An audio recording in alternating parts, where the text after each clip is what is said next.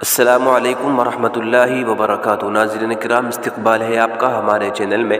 آپ کو بتا دیں کہ مولانا ارشد مدنی صاحب نے ایک بڑا بیان دیا ہے یونیفارم سول کوڈ کو لے کر۔ آپ کو بتاتے چلے کہ یونیفارم سول کوڈ کے نام پر تفریق کیوں؟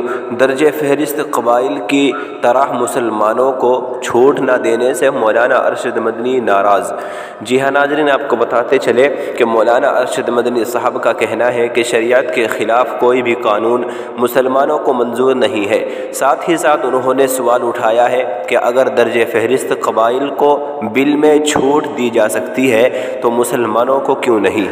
اتراکھنڈ میں یونیفارم سول کوڈ نافذ کرنے کی سمت میں اہم قدم اٹھاتے ہوئے آج ریاستی اسمبلی میں وزیر اعلیٰ پشکر سنگھ دھامی نے UCC بل پیش کر دیا۔ اتراکھنڈ کی BJP حکومت کے اس فیصلے پر جمعیت علماء ہند کے صدر مولانا ارشد مدنی صاحب نے سخت رد عمل کا اظہار کیا ہے۔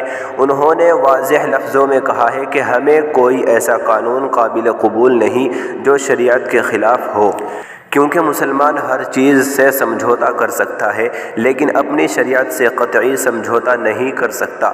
سچ تو یہ ہے کہ کسی بھی مذہب کا ماننے والا اپنے مذہبی امور میں کسی طرح کی بیجا مداخلت برداشت نہیں کر سکتا۔ آپ کو بتا دیں کہ مولانا ارشد مدنی صاحب نے کہا ہے کہ آج اتراکھنڈ میں یکساں سول کوڈ پاس ہو گیا، جس میں درجہ فہرست قبائل کو آئین کے آرٹیکل 366 باب 25 باب ذیلی دفعہ 342 کے تحت نئے قانون سے چھوٹ دی گئی ہے۔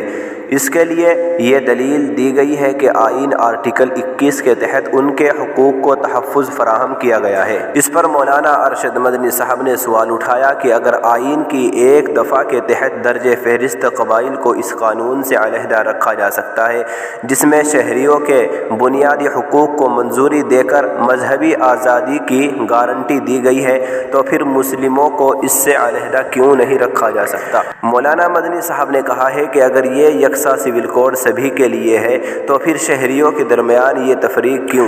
ہماری قانونی ٹیم بل کے قانونی پہلوؤں کا جائزہ لے گی، جس کے بعد قانونی کارروائی سے متعلق فیصلہ لیا جائے گا۔ مولانا ارشد مدنی صاحب کا کہنا ہے کہ ہندوستان جیسے کثیر مذہبی ملک میں جہاں مختلف مذاہب کے ماننے والے صدیوں سے اپنے اپنے مذہبی عقیدوں پر پوری آزادی کے ساتھ عمل کرتے آئے ہیں، وہاں یکساں سول کوڈ آئین میں شہریوں کو دیے گئے بنیادی حقوق سے ٹکراتا ہے۔ سوال مسلمانوں کے پرسنل لا کا نہیں بلکہ ملک کے سیکولر آئین کو اپنی حالت میں باقی رکھنے کا ہے، کیونکہ ہندوستان ایک سیکولر ملک ہے اور آئین میں سیکولرزم کا مطلب یہ ہے کہ ملک کا اپنا کوئی مذہب نہیں ہے۔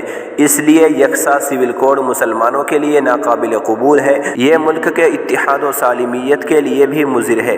یکساں سول کوڈ نافذ کرنے کے لیے دفعہ 44 کو بطور ثبوت پیش کیا جاتا ہے اور یہ پروپیگنڈا کیا جاتا ہے کہ یکساں سول کوڈ کی بات تو آئین میں کہی گئی ہے، حالانکہ دفعہ 44 گائیڈ لائن نہیں ہے بلکہ یہ ایک مشورہ ہے، لیکن آئین کی دفعہ 25، 26 اور 29 کا کوئی تذکرہ نہیں ہوتا، جن میں شہریوں کے بنیادی حقوق کو قبول کرتے ہوئے مذہبی آزادی کی گارنٹی دی گئی ہے۔ آپ کو بتا دیں کہ جمعیت کے صدر نے کہا ہے کہ دیکھا جائے تو یکساں سول کوڈ بنیادی حقوق کو ہی نظر انداز کر دیتا ہے، پھر بھی ہماری حکومت کہتی ہے کہ ایک ملک میں ایک قانون ہوگا اور یہ بھی کہ ایک گھر میں دو قانون نہیں ہو سکتے، حالانکہ ہمارے یہاں کی IPC اور CRPC کی دفعات بھی پورے ملک میں یکساں نہیں ہیں، ریاستوں میں اس کا خاکہ تبدیل ہو جاتا ہے۔ ملک میں گوکشی کا قانون بھی یکساں نہیں ہے، جو قانون ہے وہ 5 ریاستوں میں نافذ نہیں ہے۔